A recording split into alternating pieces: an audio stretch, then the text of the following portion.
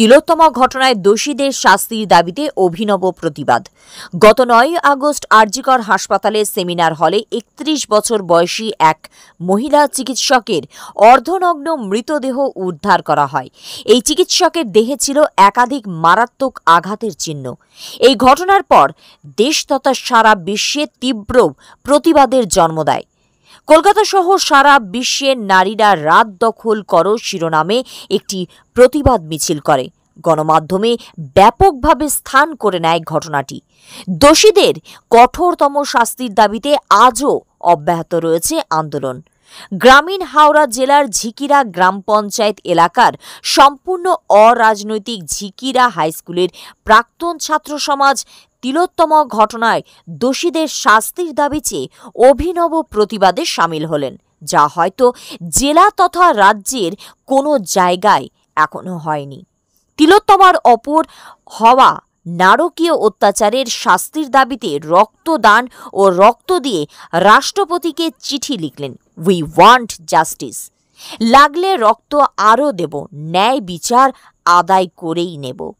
এই স্লোগান দিয়ে এদিনের রক্তদান শিবির আয়োজিত হয়। এদিনের রক্তদাতারা জানান, তাদের শরীরের রক্তবিন্দু দিয়ে লেখা প্রতিবাদপত্র ডাকযোগে পাঠানো হবে রাষ্ট্রপতির কাছে। যদিও এই কাজকে প্রতিবাদের সঠিক পন্থা বলে মনে করছেন না আবার অনেকেই।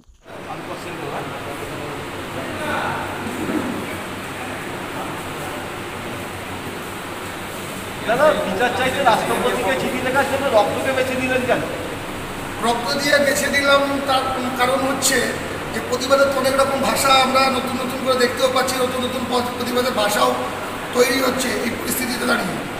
তো আমরা যে এই বিষয়টা নিয়ে কতটাই গম্ভীরভাবে চিন্তিত বা এই বিষয়টাতে আমাদের কতটা ক্ষোভ রাগ তৈরি হচ্ছে, সেই রাগের প্রকাশটা আমরা জানাতে চেয়েছি যে আমরা কালিদা বর্ণনা করে আমাদের নিজেদের রক্ত দিয়ে রাষ্ট্রপতিকে চিঠি জানাতে চাইছি।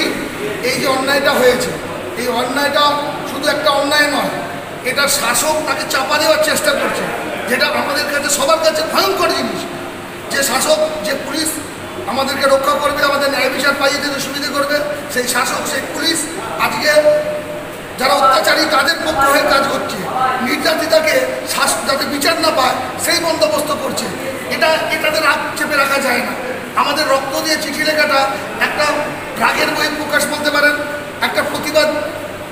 আমরা এই জঘন্যতম জিনিসটাকে ভারতবর্ষ থেকে বন্ধ করতে হবে, সামাজিক সচেতনতা দিয়ে এবং প্রশাসনকে দৃঢ় ব্যবস্থা পদক্ষেপ নিতে হবে, যাতে এই ঘটনাগুলো যারা ঘটাচ্ছে তারা কোনোভাবে প্রশ্রয় না পায়।